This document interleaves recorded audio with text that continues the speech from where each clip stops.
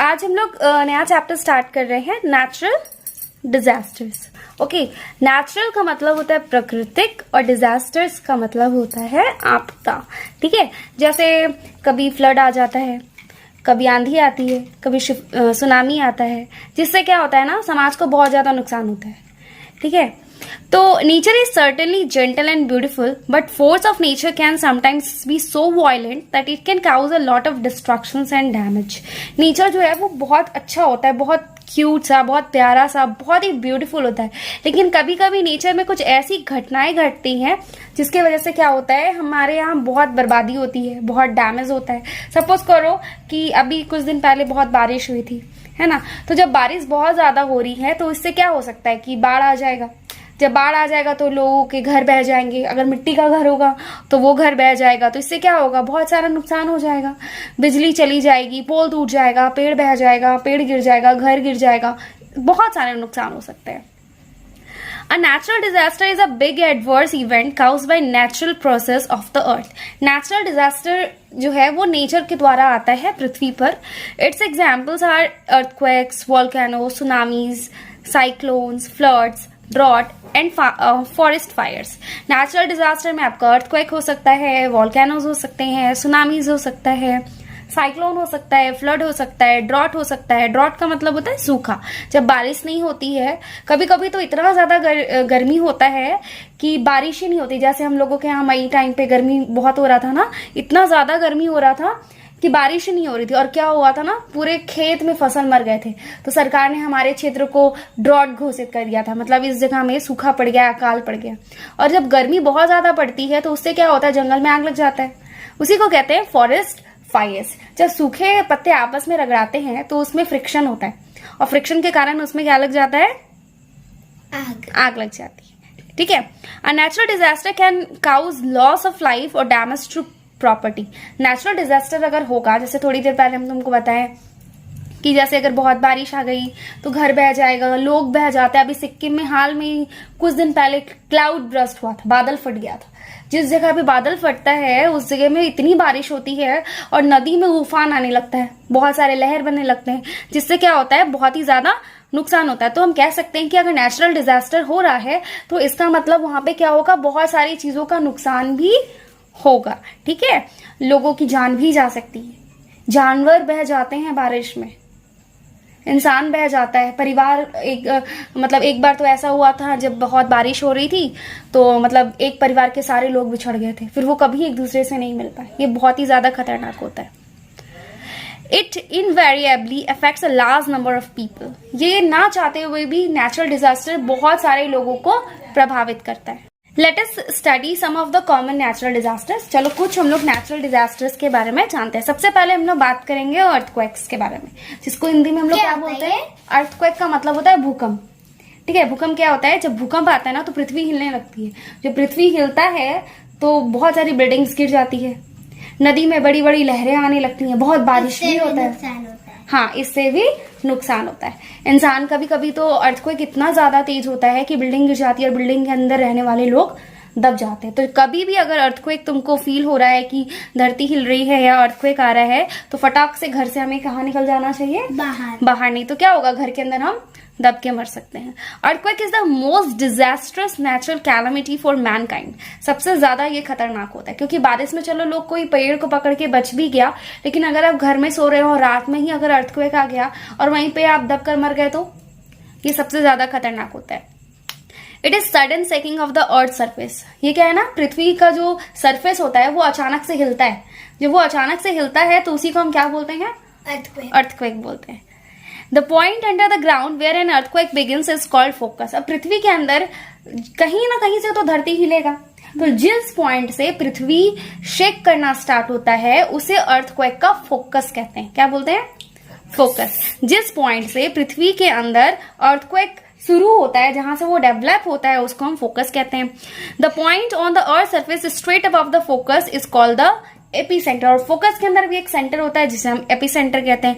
Some earthquakes are so weak that they are barely felt. कुछ earthquake ऐसे होते हैं ना जो बहुत ही माइनर होते हैं, मतलब हल्का सा होगा तुमको फील भी नहीं होगा कि अर्थक्वेक आया है। लेकिन कुछ अर्थक्वेक ऐसे होते हैं जो इतने डिजास्टर्स होते हैं कि पूरा बिल्डिंग ही हिलने लगेगा, तुमको लगेगा कि तुम हिल रहे हो, ठीक है। Others are so violent they cause extensive damage. कुछ अर्थक्वेक से एफिल टावर क्यों नहीं गिरता? कुछ अर्थक्वेक्स ऐसे होते हैं जो बहुत ही कमजोर होते हैं, जबकि कुछ अर्थक्वेक्स ऐसे होते हैं जो बहुत ही ज्यादा वायलेंट होते हैं। वायलेंट का मतलब जो बहुत तबाही लेकर के आता है और वो बहुत सारा नुकसान करेगा। अच्छा, अब ये तुम मुझे बताओ यशु कि अगर अर्थक्वेक कम होगा, अगर अर्थक्वेक वीक होगा तो ज्यादा नुकसान होगा या कम नुकसान होगा? ज्यादा कम नुकसान होगा। और वहीं अगर अर्थक्वेक बहुत ज्यादा हुआ तो बहुत ज्यादा नुकसान यस, बहुत ज्यादा नुकसान होगा। Sometimes after a big earthquake smaller tremors may occur for the next few hours and sometimes after a few days. These are called after shocks. कभी कभी क्या होता है ना, जब अर्थक्वेक आता है उसके कुछ दिन के बाद फिर तुमको झटका महसूस होता है, उसको हम लोग बोलते हैं आफ्टर शॉक्स, ठीक है। The strength of an earthquake is measured using an instrument called seismograph. अब हमको क्या करना है, अगर अर्थक्वेक आया है तो अर्थक्वेक कितना तेज आया है या कितना कम आया है, उसको हम मेजर कैसे करेंगे? उसको हम मेजर करते हैं एक इंस्ट्रूमेंट से जिसे हम सिस्मोग्राफ कहते हैं। क्या कहते हैं बेटा? सिस्मोग्राफ। तो अब मुझे ये बताओ, अर्थक्वेक क्या एक नेचुरल डिजास्टर है? हाँ, अर्थक्वेक एक नेचुरल डिजास्टर है और उससे बहुत ज्यादा नुकसान होता है और उसको मेजर करने के लिए हम एक इंस्ट्रूमेंट का यूज करते हैं जिसको हम क्या बोलते हैं? सिस्मोग्राफ। क्या बोलते हैं? सिस्मोग्राफ। अब मेजरिंग अर्थक्वेक, अब हमको क्या करना है? अर्थक्वेक को मेजर करना है। हमें तो पता चल गया कि जिस इंस्ट्रूमेंट से हम यूज करते हैं उसको मेजर करने के लिए उसको हम सिस्मोग्राफ कहते हैं। लेकिन अर्थक्वेक के अगर हम मैग्नीट्यूड को मापना चाहेंगे तो उसे हम रिचर स्केल के द्वारा मापते हैं। रिचर स्केल जैसे एक नॉर्मल स्केल होता है ना, जैसे हम 15 सेंटीमीटर का हम लोग स्केल लेते हैं, उसी तरह जो रिचर स्केल होता है वो 1 से लेकर 10 तक होता है। 1 से लेकर कितना तक होता है बेटा? 10 तक होता है। और earthquake below 6 are considered moderate and mild and those above 6 are considered severe. अगर रिचर स्केल में अर्थक्वेक तुम्हारा 6 या 6 से नीचे आता है तो उसमें उतना नुकसान नहीं होता है, मतलब उसको माइल्ड कहते हैं, मतलब वो हल्का फुल्का हुआ, ठीक है। लेकिन अगर उससे बहुत ज्यादा हो गया, 6 से अगर ज्यादा हुआ तो वो क्या हो जाएगा? बहुत ही भयानक होगा और उससे बहुत ही ज्यादा नुकसान होगा। Effects of an earthquake. अब अगर अर्थक्वेक आ रहा है तो उससे क्या क्या नुकसान होगा? Due to the earthquake cracks develop on the walls of buildings and houses which can even cause the collapse of the entire structure. अब क्या है, अर्थक्वेक आएगा, बिल्डिंग हिलेगी, क्रैक्स आएगा ना, दीवार टूटने लगेगा, तो इससे भी क्या होगा? बहुत सारा नुकसान होगा। इलेक्ट्रिक वायर्स भी टूट के गिर सकते हैं, तो इससे इलेक्ट्रिसिटी भी जा सकती है, शॉर्ट सर्किट हो सकता है, ठीक है। और जो डैम होते हैं, बड़े बड़े डैम, वो भी क्या हो सकते हैं? टूट सकते हैं। कई बार तो क्या होता है कि पीपल, जो लोग होते हैं, वो मलबे के अंदर दब जाते हैं। जैसे बिल्डिंग गिरता है तो उसके अंदर ही लोग क्या हो जाते हैं? दब कर मर जाते हैं। तो ये बहुत ही बुरा इफेक्ट होता है अर्थक्वेक का। जब अर्थक्वेक, अब मान लो अर्थक्वेक आ रहा है तो हमको उससे बचने के लिए क्या करना है? तो इसके लिए हम कुछ प्रिवेंशंस करेंगे, ठीक है, कुछ सावधानियां बरतेंगे। सपोज करो, when an earthquake occurs it is the safest to move out in an open area. मैंने थोड़ी देर पहले तुम्हें बताया था यशु कि अगर कभी भी अर्थक्वेक आता है तो तुरंत तुम घर से बाहर चली जाओ, अगल बगल वाले लोग को भी बोलो, अरे भागो, यहाँ से भागो। क्यों? क्योंकि यहाँ पे क्या आ रहा है? अर्थक्वेक। अगर अर्थक्वेक जोर से आएगा तो बिल्डिंग गिर जाएगी। अगर आप बाहर रहोगे तो सेफ रहोगे, घर के अंदर रहोगे तो सेफ नहीं रहोगे। If you stay indoors, hide under a bed और डेस्क। और सपोज करो, मान लो आप नहीं बाहर निकल पाए तो बिस्तर के अंदर घुस जाओ या किसी डेस्क के अंदर घुस जाओ। Don't use the staircase, stay away from the Windows and electric appliances. बिजली से दूर रहना है, खिड़की के सामने नहीं जाना है। Stay away from high rise buildings, बड़े बड़े बिल्डिंग से दूर रहना है, नहीं तो बिल्डिंग तुम्हारे ऊपर ही भी गिर सकती है। पेड़ के सामने नहीं रहना है। टेलीफोन केबल्स वगैरह कुछ भी आपको इस्तेमाल नहीं करना है, ना उसके पास जाना है। Avoid entering a building for some time even after the earthquake stops. अगर अर्थक्वेक रुक जाता है तो उसके बाद आफ्टर शॉक्स आता है, बताए थे ना, तब कुछ दिन तक तुम थोड़ी देर रुक जाओ, जब तक अर्थक्वेक अच्छे से शांत हो जाता है, उसके बाद ही तुम जाओगे। ओके, समझ में आ रहा है? किधर? वॉल्केनोस। क्या बोलते हैं? वॉल्केनोस, ठीक है। Volcanoes are cracks in earth's crust through which molten rock called magma present inside the earth comes out. Volcano क्या होता है ना, जब अर्थ की सतह फटती है, ठीक है, जब उसमें क्रैक होता है तो पृथ्वी के अंदर जो चट्टान होती है वो एकदम लिक्विड फॉर्म में होती है, ठीक है, जिसको हम लोग मैग्मा कहते हैं। वो पृथ्वी से क्या करता है? बाहर निकलता है। Along with magma, material such as dust, ash also come out. जब मैग्मा पृथ्वी से बाहर निकलती है तो केवल मैग्मा नहीं निकलता, उसके साथ डस्ट भी निकलता है, एश भी निकलता है। एश का मतलब होता है राख, या कोई भी चीज़ जब जल जाता है तो उसके राख को हम क्या बोलते हैं? एश। When the volcano erupts, hot magma or lava bursts out to the surface through a vertical funnel called a vent. देखो, जब ना वॉल्केनो बर्स्ट होता है, मतलब जब वॉल्केनो फटता है तो वो एक वर्टिकल फनल बनाता है। जैसे कभी कभी हम लोग तेल किसी चीज़ में भरते हैं तो कीप का यूज़ करते हैं ना, ऐसे पतला सा जो निकला हुआ रहता है, बिल्कुल उसी तरह का एक फनल बनाता है जिसको हम क्या बोलते हैं? वेंट बोलते हैं। क्या बोलते हैं? वेंट। एक प्रकार का रास्ता समझ लो।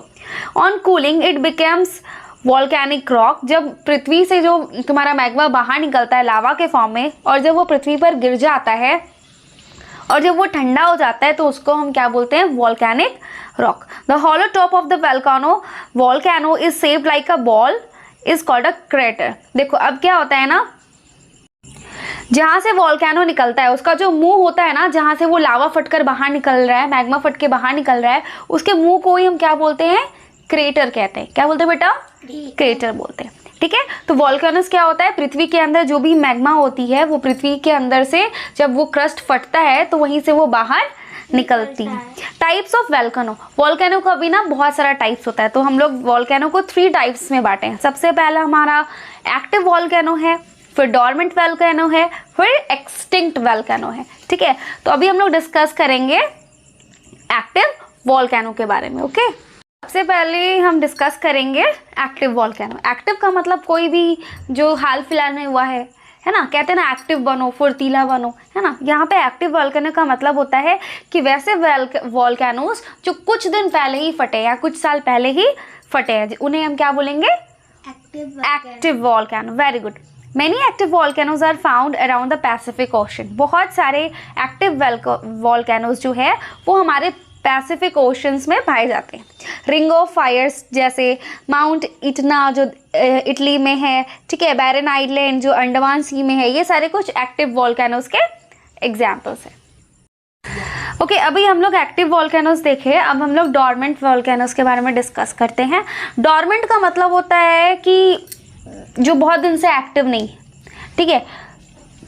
और volcano that has not erupted for many years, but उसके चांसेस होते हैं कि वो भविष्य में फट सकता है। मतलब कुछ वॉल्केनोज ऐसे होते हैं जो बहुत दिन से नहीं फटे, मतलब बहुत साल से वो नहीं फटे। हाँ, लेकिन हम ऐसा नहीं बोल सकते कि वो आगे भी नहीं फटेगा।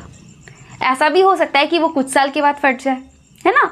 एक्टिव वॉल्केनोज क्या होते हैं? जो हाल फिलहाल में या कुछ साल पहले ही फटे होते हैं। लेकिन जो डॉर्मेंट वॉल्केनोज होते हैं वो बहुत साल से नहीं फटे हैं, लेकिन ऐसी उम्मीद होती है कि वो आगे चल के फट सके, ठीक है। उनका भविष्य में फटने के चांसेस होते हैं। एग्जाम्पल के लिए आपका माउना किया जो कि हवाईयन आइलैंड्स में है, ठीक है, यूएसए में, ये एक डॉर्मेंट वॉल्केनो का एग्जाम्पल है। अब हम डिस्कस करेंगे एक्सटिंक्ट वॉल्केनो, ठीक है। एक्सटिंक्ट का मतलब जो खत्म हो चुका है। कुछ वॉल्केनोज ऐसे भी होते हैं जिनका कोई उम्मीद ही नहीं होता कि वो फ्यूचर में फटेगा। जैसे डॉर्मेंट वॉल्केनोज जो होते हैं उनकी तो उम्मीद है कि वो आगे चल के फटेंगे, लेकिन कुछ वॉल्केनोज ऐसे होते हैं जो कभी भविष्य में भी नहीं फटेंगे, ठीक है। वो एक प्रकार से विलुप्त हो चुके हैं, उनको ही हम कहते हैं एक्सटिंक्ट वॉल्केनो, ठीक है। जैसे माउंट पोपा जो कि म्यांमार में है, वो एक एक्सटिंक्ट वॉल्केनो का एग्जाम्पल है। तो आज हम लोग क्या पढ़े यशु? आज हम लोग वॉल्केनोज के बारे में डिस्कस किए कि वॉल्केनोज क्या होता है और वॉल्केनोज के टाइप क्या होते हैं। इस तरह हम लोगों ने 2 नेचुरल डिजास्टर्स को पढ़ा। सबसे पहले हम लोगों ने अर्थक्वेक को पढ़ा और उसके बाद हम लोग क्या पढ़े? वॉल्केनोज के बारे में पढ़ा, ठीक है। Flood, drought and forest fires तो हम लोग डिटेल में स्टडी करेंगे। अगर आपने पहला वीडियो नहीं देखा है तो डिस्क्रिप्शन बॉक्स में लिंक है, वहाँ जाके चेक कर सकते हैं। तो चलिए हम लोग आज स्टार्ट करते हैं फ्लड से। फ्लड को हिंदी में बाढ़ कहते हैं। इन सब parts of India we have very heavy rainfall during monsoon. क्या होता है ना, इंडिया के कुछ पार्ट्स में, हमारा जो देश है भारत, उसके कुछ पार्ट्स में मानसून बहुत हेवी होता है, मतलब बहुत ज़्यादा वहाँ पे बारिश होती है। इतनी ज़्यादा बारिश होती है कि वहाँ पे बाढ़ आ जाते हैं, पानी ओवरफ्लो होने लगता है। Due to this water in rivers overflows on to the nearby lands causing floods. जब बहुत ज़्यादा बारिश होती है तो हर एक नदी का एक लेवल होता है कि वो उतना ही तक रहेगा। जो डैम्स बनते हैं उसका भी एक लेवल होता है। जब बारिश जब बारिश बहुत ज़्यादा होती है तो वो सब क्या हो जाता है, उनका लेवल बढ़ जाता है और पानी सड़क में आकर बहने लगता है, पूरे शहर डूब जाते हैं। ठीक है। Floods are caused by abnormally high rainfall, rapid melting of glaciers, dam failures, landslides, etc. अब फ्लड आने का सिर्फ एक ही रीज़न नहीं होता है कि हैवी रेनफॉल है, इसका बहुत सारा रीज़न हो सकता है। सबसे पहला तो बहुत ज़ोर की बारिश होगी, हाई रेनफॉल, ये तो सही बात है, इसके कारण तो होता ही है। लेकिन जो ग्लेशियर्स होते हैं, ग्लेशियर्स मतलब बर्फ़ के जो पहाड़ होते हैं जो हमारे पोलर एरियाज़ में होते हैं, वो क्या होता है, वहाँ पे जब धूप निकलती है ना तो ग्लेशियर्स पिघलने लगते हैं, जिसके वजह से जब बर्फ़ पिघलेगा तो पानी का लेवल बढ़ जाएगा, तो अगल बगल के जितने भी क्षेत्र हैं सारे क्या हो जाते हैं, डूब जाते हैं। कभी कभी क्या होता है, डैम फेल कर जाता है, मतलब डैम जो होता है वो टूट जाता है, तो डैम जब टूटेगा तो उसका सारा पानी कहाँ पे आएगा, शहर में आ जाएगा, तो शहर में क्या हो जाएगा, बाढ़ आ जाएगा। कभी कभी लैंडस्लाइड्स भी होते हैं, उसके वजह से भी बाढ़ आता है। Floods affect millions of people worldwide and cause damage to life and property on a large scale। देखो क्या होता है ना, जितने भी नेचुरल डिजास्टर्स हैं वो इंसान को बहुत नुकसान देते हैं, चाहे वो अर्थक्वेक है, चाहे वो वॉल्केनो है, चाहे वो ड्रॉट है, चाहे आपका साइक्लोन है, इंसान की प्रॉपर्टी, लाइफ, बहुत नुकसान होता है। Floods lead to damage of lives, homes, livestock and crops. जब फ्लड आता है तो उससे क्या क्या चीज़ के नुकसान होते हैं, सबसे पहले तो लोगों के घर बह जाते हैं, लोग भी बह जाते हैं, जानवर भी बह जाते हैं। ठीक है। और फसल भी पूरी तरीके से ख़राब होती है। तो ये था हमारा फ्लड जिसको हमने डिस्कस किया। अब हम डिस्कस करने वाले हैं कि ड्रॉट्स क्या होता है। ड्रॉट्स को हिंदी में कहते हैं सूखा। जब बहुत ज़्यादा बारिश होती है तो हम उसको फ्लड कहते हैं, मतलब हेवी रेनफॉल के कारण बाढ़ आ जाती है, और जब बारिश नहीं होती है तो उसको हम क्या कहते हैं, ड्रॉट कहते हैं। Droughts are the extreme natural disaster. ये ना एकदम एक्सट्रीम नेचुरल डिजास्टर है।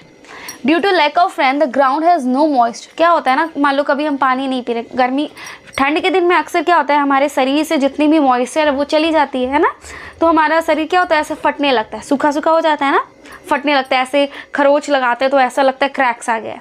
तो बिल्कुल उसी तरह गर्मी के दिन में क्या होता है ना, पृथ्वी का सारा पानी उड़ जाता है, एवापोरेट हो जाता है। ठीक है।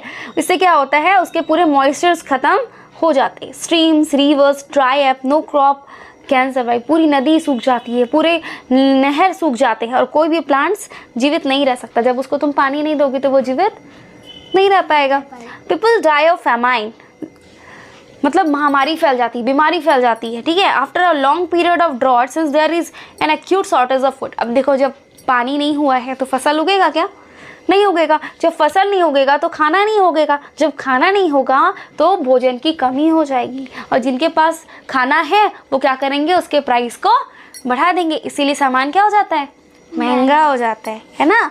Soil erosion increase because of the crops die and the land becomes baron.